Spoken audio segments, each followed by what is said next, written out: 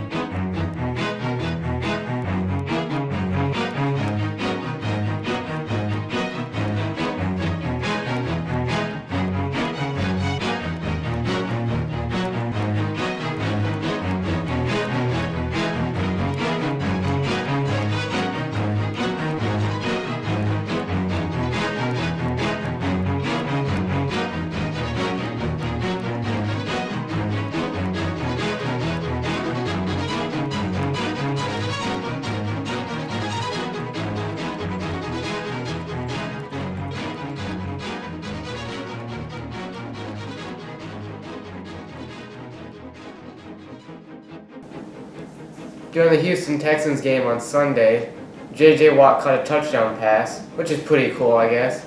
J.J. Watt all season has been doing everything. J.J. caught a touchdown against a cornerback. That's pretty embarrassing letting a defensive end catch a touchdown over you. Nevertheless, it was the Browns though, so that kind of makes sense, I guess. But good job, J.J. Watt. That was kind of cool. But speaking of the Cleveland Browns, they cut running back Ben Tate. And luckily for Ben Tate, he wasn't a free agent for very long because he was picked up by the Minnesota Vikings. On Sunday, the Tampa Bay Buccaneers got their second win of the season against RG3 and the Washington Redskins. Griffin played like crap, like he's been doing for the past couple of weeks. He just doesn't seem to be the same Griffin anymore. While Griffin's head coach, Jay Gruden, had some very harsh words to say about Griffin after the game. Later on in the week, Gruden realized his comments about Griffin were a little harsh and he shouldn't say them in front of the media. He should keep that in the locker room. But either way, Gruden is not wrong. Griffin needs to worry about what he does and not what his teammates do. Surprisingly, Peyton Manning lost this week to the St. Louis Rams. What's interesting about the Rams is they defeat teams they shouldn't beat, like the 49ers, the Seahawks, and the Denver Broncos. But teams that aren't that great or just downright horrible, they lose to. I mean, the Rams show that they're not bad because they can beat Peyton, but they're obviously wildly inconsistent. So the Rams won this week, but next time they play the Jaguars, Jaguars are going to get a win. They're not really. On Wednesday, Roger Goodell made it clear that Adrian Peterson will not be able to return to the field this season, and who knows if he'll even return to the Minnesota Vikings. But other running backs that may not stay where they are is apparently the Seattle Seahawks are thinking of getting rid of Marshawn Lynch after this year.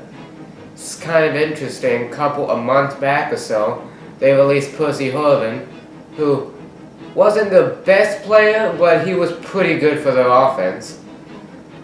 And now they're planning to release Marshawn Lynch, who is their best player.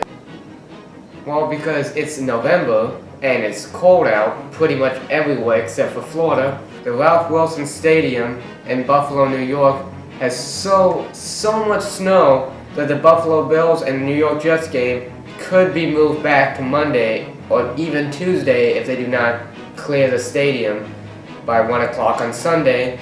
The Bills organization have been so desperate that they have been telling fans that they will give them $10 an hour and free tickets to help shovel the snow away.